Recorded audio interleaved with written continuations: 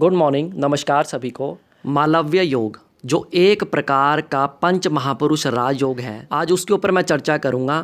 प्रत्येक लगन की कुंडली में मालव्य योग किस प्रकार बनेगा, वो कितना पॉजिटिव और कितना नेगेटिव रिजल्ट हर असेंडेंट में देगा। पंच महापुरुष राजयोग यदि हॉरोस्कोप में पूर्ण रूप से अच्छी सिचुएशन में बन जाए, अच्छे साइन में बैठकर पीड़ित अवस्था में ना हो, ऐसे में वो थ्रू आउट लाइफ अपना इम्पैक्ट छोड़ते हैं। पंच महापुरुष राजयोग 5 तरह से बनते हैं। ये 5 प्लैनेट्स हैं जो रिस्पॉन्सिबल होते हैं पंच महापुरुष राजयोग बनाने में।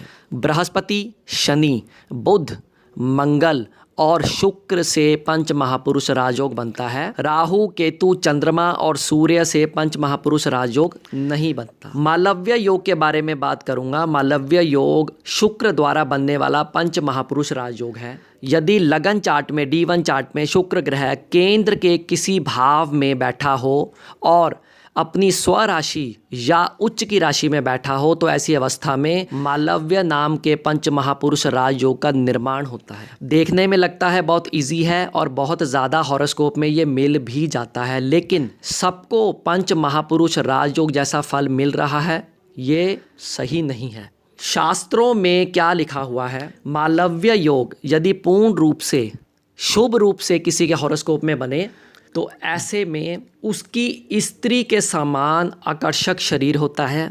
आप इसको नेगेटिव वे में मत लेना। वो पर्सन जिसके हॉरोस्कोप में मालव्य योग बनता है, उसकी बातें करने का ढंग स्त्री के समान हो सकता है। आँखों से वो बातें करने का भी शौकीन हो सकता है।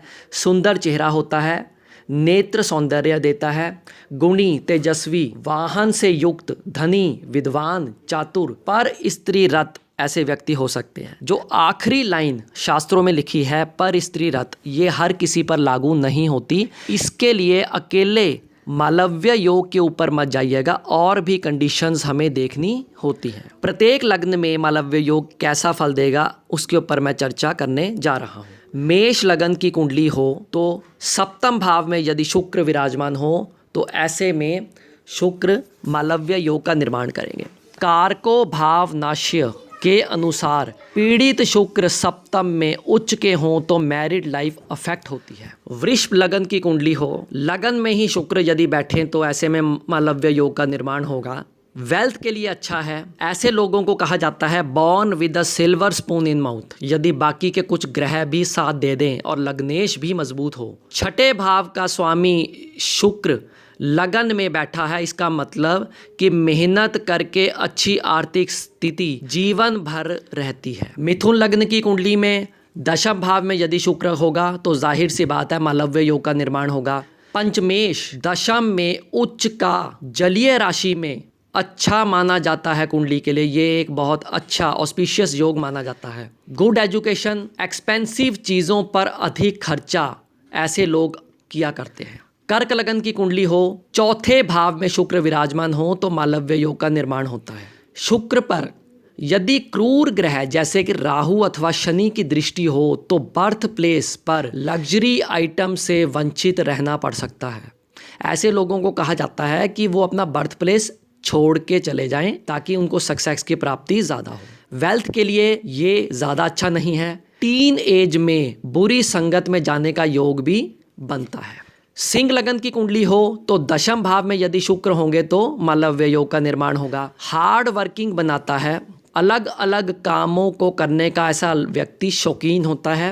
Writer, sports, marketing, field job, tour and travels, real estate का काम यदि ऐसे लोग करते हैं, तो उनको सक्सेस की प्राप्ति होती है। राहु का संबंध भी यदि दशम भाव के शुक्र के साथ हो जाए, तो पॉलिटिकल कैरियर या पॉलिटिक्स में भी लाभ मिलने का योग बनता है। कन्या लगन की कुंडली में सप्तम भाव में शुक्र होंगे, तो मालव्य योग का निर्माण होगा। भागेश और धनेश उच्च का होकर लग्न को देख रहा हो, तो बहुत उत्तम योग बनता है। भागेश और धनेश शुक्र सप्तम भाव में बैठा है और अपनी संपूर्ण दृष्टि से लग्न को देख रहा है। ये बहुत ऑस्पिशियस योग माना जाता है यदि किसी के हॉरोस्कोप में बन जाए। नेम, फेम, सक्सेस के लिए ये बहुत अच्छा माना जाता है। तुला लग्न की कुंडली में लग्न में यदि शुक्र हो, तो मालव्य योग का निर्माण होगा। यहाँ पर शुक्र अपनी मूल त्रिकोण राशि में है। ऐसे लोग राइटर, फोटोग्राफिक, आर्टिस्टिक जैसे काम में रुचि लेते हैं। वेल्थ के लिए ये योग ज़्यादा अच्छा नहीं माना जाता। ऐसी अवस्था में शारीरिक सौंदर्य अवश्य मिलता है, परंतु शुक्र यदि पाप कर्तृ योग में होगा तो नुकसान का सामना भी करना पड़ सकता है। वृश्चिक लगन की कुंडली में सप्तम भाव में शुक्र हो तो ऐसे में मालव्य योग का निर्माण होता है।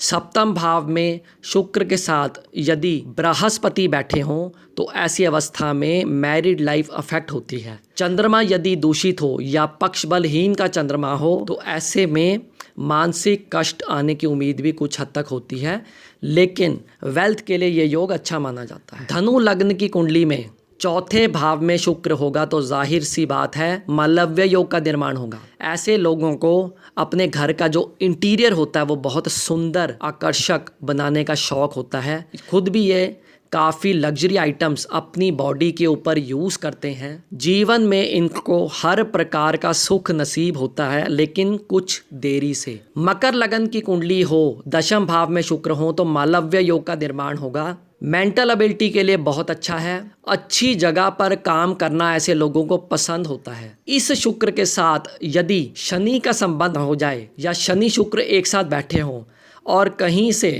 राहु की दृष्टि शनि शुक्र पर पड़ जाए तो पॉलिटिकल कैरियर में अत्यंत लाभ होने की संभावना बनती है। कुंभ लगन की कुंडली में चौथे भाव में शुक्र बैठे हों तो मालव्य योग बनता है। जल तत्व से जोड़कर देखा जाता है चौथे भाव को। वहाँ पृथ्वी तत्व राशि है, वहाँ शुक्र है। ऐसे में आर्थिक उन्नति के लिए ये उत्तम योग है।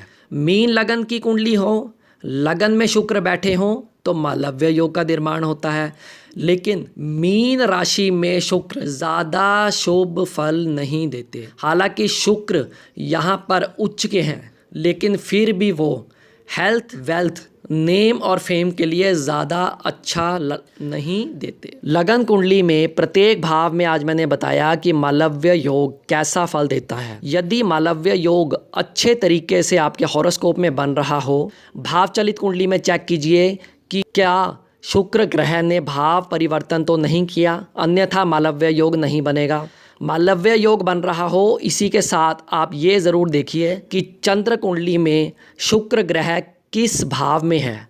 शुभ भावों में है तो इस मालव्य योग में और ज़्यादा पॉजिटिविटी आएगी। नवमाश कुंडली में यदि शुक्र ग्रह अच्छी स्थिति में है, अच्छे भावों में है, शुभ कर्तृ योग में है, अच्छी राशि में है तो मालव्य योग की पॉजिटिविटी बढ़ेगी। छठ बल चार्ट में यदि शुक्र ग्रह अच्छा अंश बल लेकर बैठा है तो निश्चिंत ही मालव्य योग अच्छा फल देगा। मालव्य योग संबंधित आपके मन में कोई प्रश्न हो, आप कमेंट बॉक्स में लिखेगा, मैं विधि पूर्वक उसका उत्तर अवश्य दूंगा।